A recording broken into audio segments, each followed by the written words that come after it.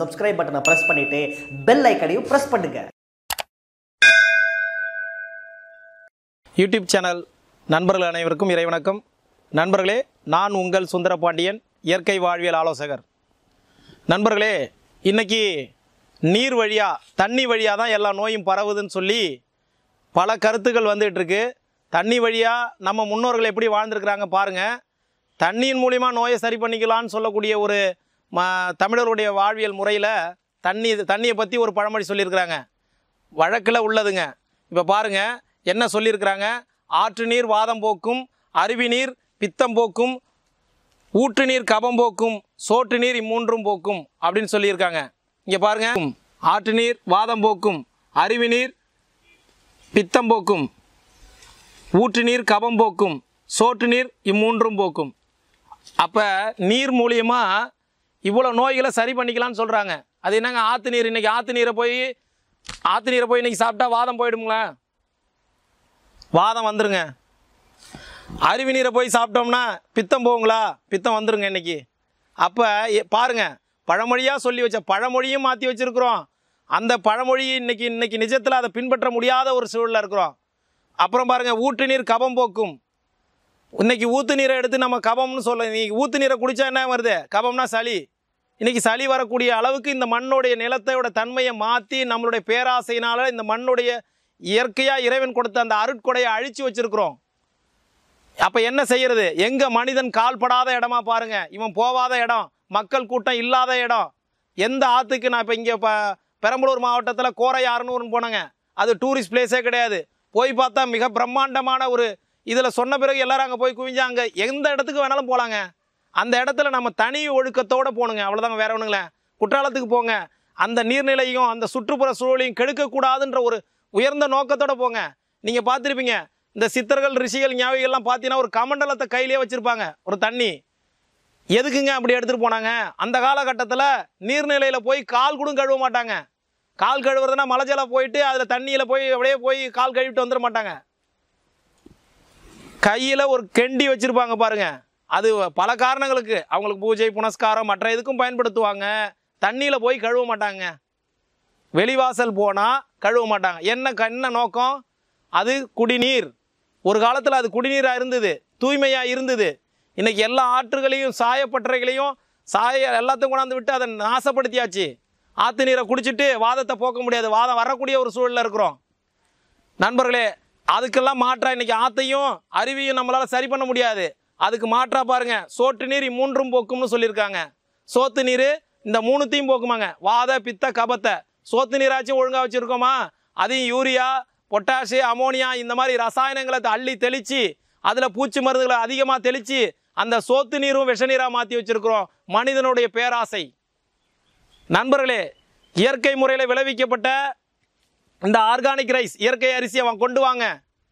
பழையதுக்குன்னே இந்த சோத்தை உருவாக்குங்க. பழையது நம்ம சாப்பிட்ணும், நீராகாரம் சாப்பிட்ணும். இன்றைக்கி அமெரிக்காவில் இன்றைக்கி கொடி கட்டி பறக்கக்கூடிய பெரிய பெரிய தொழிலதிபர்கள்லேருந்து அந்த விளையாட்டு வீரர்கள்லேருந்து ஒரு வியாதி வந்திருக்குங்க. அதுக்கு பேர் ஹெலிகாப்டர் பைரோலின்னு சொல்கிறாங்க, ஹச் பைரோலி. இந்த நோய்க்கு அங்கே மருந்து பயங்கரமாக ஆராய்ச்சி பண்ணி ஒரு விஷயத்தை கண்டுபிடிச்சாங்க. அதுக்கு அந்த ஹச் பைரோலின்றதுக்கு மருந்து எது தெரியுங்களா? நம்ம நாட்டில் பாரம்பரியமாக பல்லாயிரம் ஆண்டுகளாக சாப்பிட்ட இந்த பழைய நீராகாரம் தாங்க மருந்துன்னு கண்டுபிடிச்சிருக்கிறாங்க. அதுக்கு என்ன பேர் வச்சுருக்கிறாங்க தெரியுங்களா? புரோபயாட்டிக். அதுக்கு பேர் புரோபயாட்டிக்னு பேர் வச்சு அது கேப்சூல் வடிவில் மாற்றி பல லட்சம் ரூபாய்க்கே விற்கப்படுது. அந்த புரோபயாட்டிக்னு சொல்லக்கூடிய அந்த ஹச் பைரோலின்ற நோய்க்கு. பாருங்கள், உங்களோட நீராகாரம் இந்த பாடலில் இருக்குது பாருங்கள், பாட்டாக இருக்குது, மொழியில் வழக்கு நடையிலே வச்சுருக்கிறாங்க.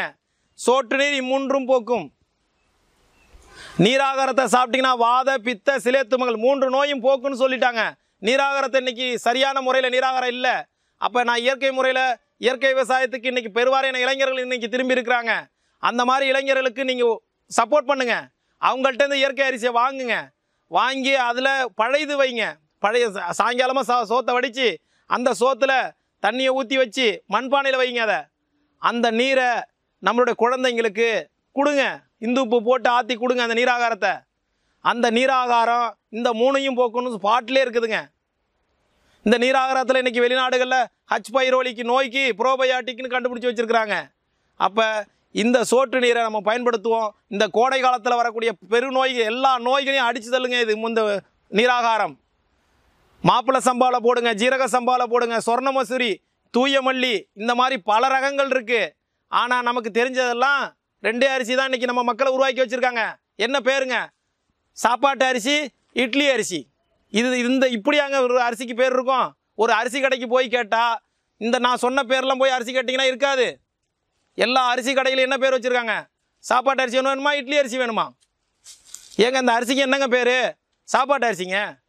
இதுக்கு இட்லி அரிசி. பேர் இல்லைங்களா அரிசிக்கு? இல்லைங்க. இதுதான் இன்னைக்கு நம்மளோட நிலைமை. கண்டிப்பாக மீண்டும் நம்மளாம் எல்லாரும் இயற்கை விவசாயத்துக்கு வாங்க.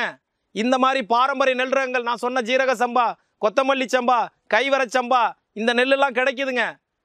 எங்கே கிடைக்குதுன்னா நீங்கள் தாங்க தேடணும். நான் சொல்லிட்டேன், கிரியேட்னு அமைப்பு இருக்குது, நெல் ஜெயராமன் வச்சு நடத்தின அந்த அமைப்பு. அப்புறம் பார்த்தீங்கன்னா இன்றைக்கி ஆற்காட்டில் அரிசி திருவிழா நடத்திருக்கிறாங்க. பெரம்பலூர் மாவட்டத்தில் நிறைய அவர் ரமேஷ் கருப்பையா இவங்க எல்லாம் சேர்ந்து வச்சுருக்கிறாங்க. இந்த மாதிரி நண்பர்களை எங்கன்னு தேடுங்க. எல்லாம் ஃபேஸ்புக்கில் இருக்காங்க, எல்லாம் வாட்ஸ்அப்பில் இருக்கிறாங்க. தேடி முயற்சி பண்ணுங்க. அப்போ இந்த நெல் ரகங்கள் 2 கிலோ போதுங்க. அவங்கள்ட்ட பேசுங்க. 2 கிலோ நான் சொன்ன பேர்லாம் சொல்லிட்டேன், அது திரும்ப போட்டு கேட்டுங்க. அவங்கள்ட்ட 2 கிலோ விதை நெல் வாங்க. ஏற்கனவே நிலத்தெல்லாம் யார்கிட்டயோ ஒப்படைச்சிருப்பீங்க, குத்தகையில் இருக்கும், இல்லை அது சும்மா கரம்பாக இருக்கும். இந்த நெல் ரகங்களுக்கு தண்ணி குறைவாக தேவைப்படும். இந்த பழையதுக்குன்னே ஒரு நிலத்தை வாங்குங்க. ஆச்சரியமாக இருக்குல்ல? எல்லா நோயும் போயிடுங்க. நீராகாரம் சாப்பிட்டீங்கன்னா எல்லாம் போகணும். நிரூபிக்கப்பட்ட ஒரு பழமொழியாக தான் இருக்குது. இது சித்தருடைய பாடல்களில் இருக்குது நீராகாரத்தை பற்றி. அப்போ நீராகாரத்துக்காகவே ஒரு நிலத்தை வாங்குவோம், அதில் இயற்கை முறையில் விவசாயம் பண்ணுவோம், அந்த அரிசியை பழையதை உருவாக்குவோம், அந்த நீரை எடுத்து நம்மளும் நம்மளுடைய குழந்தைகளும் நமது சமுதாயமும் குடிப்போம், நோய்களற்ற ஒரு சமுதாயத்தை உருவாக்குவோம். நன்றி நண்பர்களே.